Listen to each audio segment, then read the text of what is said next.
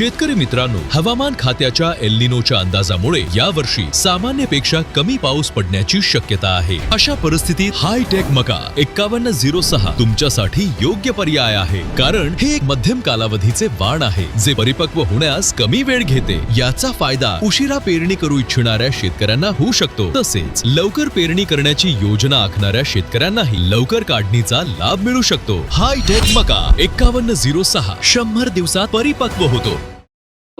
शिवसेना शिंदे गटाच्या जवळ 5 नगरसेवकांनी आपल्या राष्ट्रवादी नेमकी प्रवेश झाला आहे की काय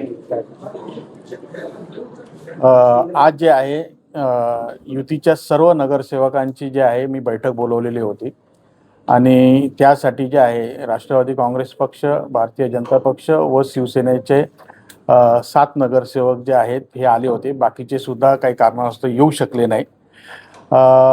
राज्यामध्ये आणि देशामध्ये जे आहे आम्ही युतीचं सरकार आहे आणि युतीचा धर्म म्हणून सर्वजण जे आहे नेते मंडळी एकत्रितरित्या देशाच्या, महाराष्ट्राच्या विकासासाठी काम करतात आणि त्याच धर्तीवर जे आहे येवल्यामध्ये सुद्धा येवल्याच्या विकासाच्या दृष्टीने आदरणीय भुजबळ साहेबांनी जे आहे गेले अनेक वर्ष काम केलेलं आहे आणि आपण येवल्याचा कायापालट झालेला बघितलेला आहे आणि त्या विकासाच्याच मुद्द्यावर जे आहे पुन्हा एकदा सर्व नगरसेवकांची इच्छा होती की आदरणीय भुजबळ साहेबांच्या नेतृत्वाखाली काम करायला पाहिजे। युतीमध्ये आपण एकत्र आहोत, तर येवल्यामध्ये सुद्धा युतीच्या वतीने एकत्रितरित्या काम करण्याची आवश्यकता आहे आणि म्हणूनच जे आहे आदरणीय फडणवीस साहेब असतील, आदरणीय शिंदे साहेब असतील, आदरणीय सुनेत्राताई आहेत आणि भुजबळ साहेब यांच्या नेतृत्वाखाली सर्वांनी एकत्रितरित्या काम करायच्या दृष्टीने जे आहे आज राष्ट्रवादी काँग्रेस पक्ष, भारतीय जनता पक्ष आणि शिवसेना या सर्व नगरसेवकांनी जे आहे एकत्रित येऊन जे आहे त्यांच्या आढावा बैठक घेतली आणि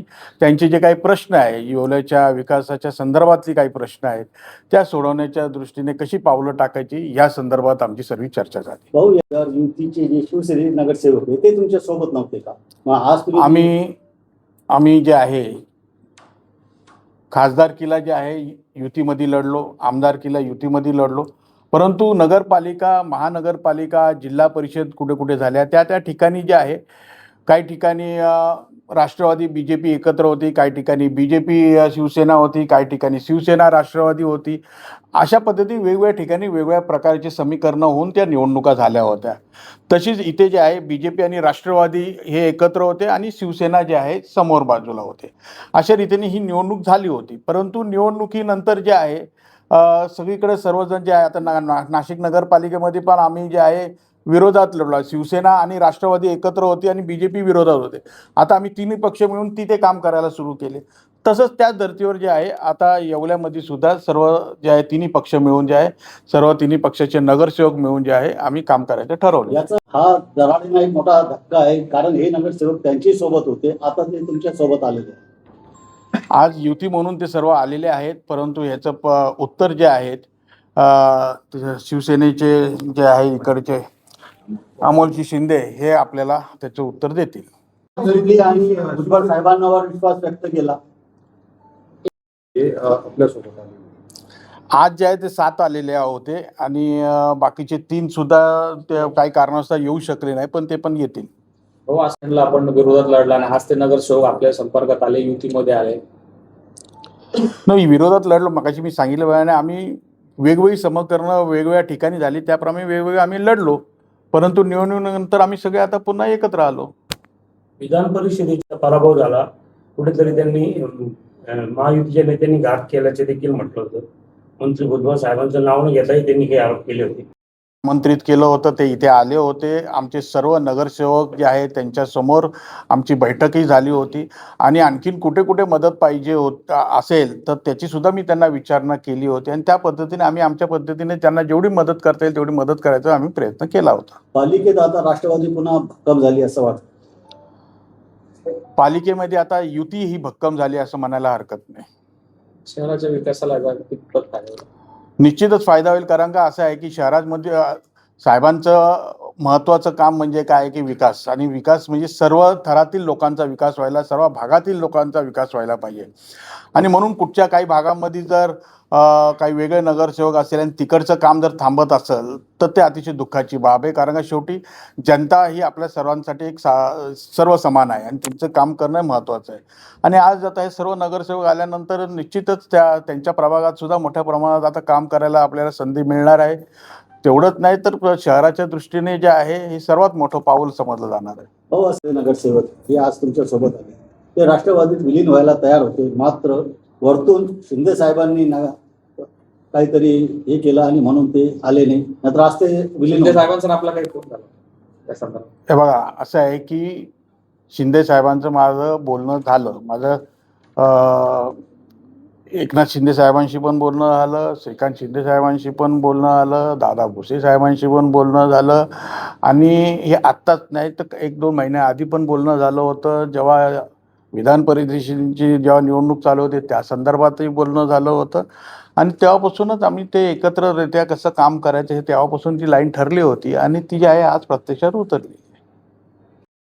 तुम्ही आज म्हणजे पक्षांतर करायचं ठरवलं होतं का फक्त आणि दराडेची साथ सोडून तुम्ही राष्ट्रवादीत आले?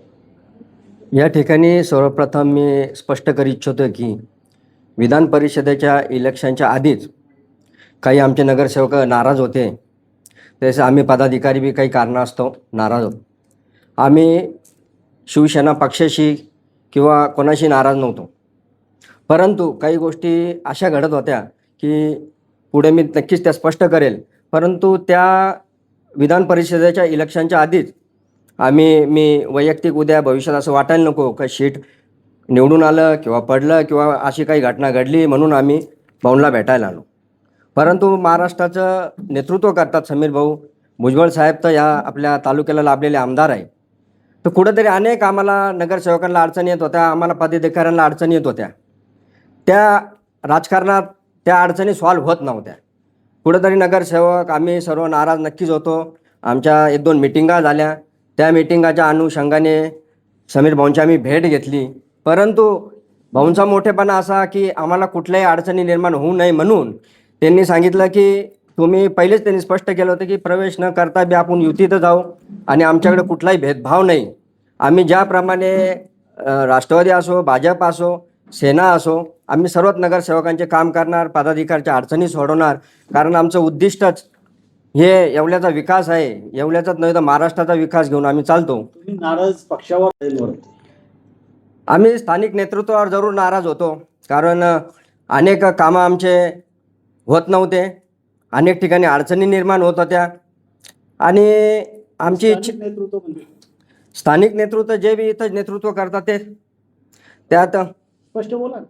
स्पष्ट म्हणजे वैयक्तिक आम्ही कुणाल भाऊ दराडेंवर बी नाराज होतो आणि शिक्षक आमदार किशोर भाऊ हे इलेक्शनच्या वेळेस ज्यावेळेस भाऊंना भेटून गेले त्यावेळेस आम्हाला कुठंतरी ते मन दुखावले गेलं. प्रचंड आमच्या सगळ्या पदाधिकाऱ्यांच्या मनात प्रश्न निर्माण झाला का या ठिकाणी एवढा विरोध घेऊन आपण जर उभे राहू राहिलो राष्ट्रवादीच्या विरोधात, साहेबांच्या विरोधात, आणि तुम्ही ज्यावेळेस सर्वांना भेटायला बोलवलं तर तुम्ही एकटे गेलात आणि आम्हाला पदाधिकाऱ्यांना असा एक समज झाला की आम्हाला कुठेतरी वाऱ्यावर सोडण्यात आलेलं आहे. आणि ते खूप आम्हाला मनाला लागून गेलं की जिथं आमच्या आमदाराचं तर वेलकम केलं, स्वागत केलं भाऊंनी, समीर भाऊंनी सगळ्यांशी बैठक लावली आणि राजकारणात कुणी निवडून येतं, कुणी पडतं. लोकशाहीत तुम्ही काही सांगू शकत नाही की यांनी मला मतदान दिलं, यांनी नाही दिलं. 250च्या वर मतदान झालेलं बी आहे, तर त्याच्यात तुम्ही कसं काय ठरवू शकता का कोणी मतदान दिलं, कोणी नाही दिलं? एवढं मत मी तुम्हाला पहिलेच सांगितलं, नाराजगी होती. तुमच्या प्रश्नाचं उत्तर मी नक्कीच दिलं. विश्वासात घेतला नाही? 100% परस्पर त्यांनी समीर भाऊची भेट भेटली त्यावेळेला तुम्हाला विश्वासात नाही घेतला आम्हाला, त्यामुळे तुम्ही नाराज झालो. आणि त्याच्यानंतर तुम्ही आमचा निर्णय झाला. आम्हाला वाटलं आम्ही दोघं तिघं नाराज असतील, परंतु भेट घेतली तर सर्वच्या सर्व नगरसेवक 10च्या 10 नगरसेवक नाराज होते. आणि तुम्ही पाहतच आहात, जवळजवळ स्वतः गटनेते गणेश भाऊ आणि 7 नगरसेवक, ज्या आमच्या वार्डातून सुद्धा आम्ही जे लीड दिलं होतं नगर अध्यक्षपदाला, त्याच्यानंतर हे जे 5 मुस्लिम स्वतः नगरसेवक ज्यांच्या लीडवर कुठंतरी राष्ट्रवादीच्या बरोबरीत पोहोचलो, 1000 मतावर आणून ठेवलं, ते सर्वच्या सर्व नगरसेवक, स्वतः मी उपजिल्हा प्रमुख, गटनेते, आम्ही सर्व प्रवेशच करणार होतो. परंतु भाऊंचं म्हणणं पडलं की प्रवेश करण्यापेक्षा तुम्हाला कुठं त्रास होऊ नये आम्ही काही कुठल्या त्रासाला किंवा कशाला घाबरणारे लोक नाही आहे. परंतु राजकारणात जर तुमचे कामं होत नसेल, तुमचे वैयक्तिक जर अडचणी आणि तुम्ही जनतेचे प्रश्न कसा सोडवणार याविषयी आमची सर्वांची एक चर्चा झाली, एक बैठक झाली आणि खूप आधीपासूनच ही नाराजगी होती. ती नाराजगी आता तुम्ही प्रत्यक्षात पाहता. नाराजगी जी आहे ती वरिष्ठांना कळवली होती का? त्या साहेब असो किंवा वरिष्ठ शिंदे साहेबापर्यंत पोहोचायचा आम्हाला इथं काही चान्स भेटला नाही. मी मनमाडला झालेल्या विधान परिषदेच्या निवडणुकीच्या अनुषंगाने जी मीटिंग झाली तिथं कार्यकर्त्यांची, श्रीकांत शिंदे साहेब होते. त्यावेळेसच मी अडचणी सांगितल्या होत्या की आपला पक्ष, आपलं इथलं जे काम आहे हे तर राष्ट्रवादीमुळंच आमची कामं होऊ राहिले, आम्हाला वरतून म्हणजे पाहिजे तशी मदत होऊ नाही राहिली. तर त्यावेळेस असं आम्हाला सांगण्यात आलं का स्थानिक आमदार असताना तुम्हाला अडचणी का निर्माण होत आहे. आम्ही त्या ठिकाणी उत्तर देऊ शकलो नाही. ते उत्तर आम्ही आज दिलेलं आहे. काही सर्व नगरसेवकांची चर्चा झाली, काही नगरसेवक या ठिकाणी आता गैरहजर आहे, तुमची त्यांची काही चर्चा झाली, ते येणार आहेत तुमच्यासोबत? त्यांनी तर आम्हाला सांगितलेलं का आम्ही बी तुमच्या मागून येतोच आहे, काही वैयक्तिक अडचणी असतील, परंतु नगरसेवकच नाही तर शिवसेनेचे अनेक पदाधिकारी संपर्कात आहे आणि ते नक्कीच काही दिवसात युती धर्माचं पालन करून युतीसाठी प्रचाराला, विकासाला हे कुठल्याही प्रकारचा अडथळा आणणार नाही. पक्षप्रवेश सोहळा म्हणायचा. नाही, हे युती आहे आणि युतीत काही कोणाला असा अधिकार नाही. ज्या टायमाला जर आमचे आमदार भेटायला येऊ शकता तर आम्ही भाऊंना भेटून आमचे कामं करून घेतले आणि त्यांच्या संग थांबलो, त्यात गैर काही नाही. तुम्ही प्रवेश कधी करणार भाऊच्या नेतृत्वावर, साहेबांच्या नेतृत्वावर? मी तर अजून शिवसेनेतच खुश आहे, आनंदी आहे. परंतु असं काही घडल्यास किंवा कुणी काही चुकीचा मेसेज दिलास, काही आमच्यात चुकीचं घडलं तर आमचं एवढं आम्ही सांगू इच्छितो का आम्ही शिंदे साहेबांच्या नेतृत्वात आम्ही आनंदी आहोत, सुखी आहोत. परंतु जर शिंदे साहेबांपर्यंत जर आमचा मेसेज गेला नाही तर या ठिकाणी आम्ही राजीनामा देऊन इलेक्शन करायच्या तयारीत देखील. या बातमीपत्राचे प्रायोजक आहेत डॉक्टर साताळकर यांचा दातांचा दवाखाना, दंतरोग व मुखरोगावरील उपचार व निदानाचे एकमेव ठिकाण. Root canal, digital X-ray, smiling designing, वेडेवाकडे दात सरळ करणे, मशीनद्वारे दात साफ करणे, लहान मुलांच्या दातावरील सर्व उपचार, आधुनिक सुविधा उपलब्ध. आजच भेट द्या. गाळा number 41, Ambedkar shopping centre, Vinchur road, शिवसृष्टीजवळ, येवला.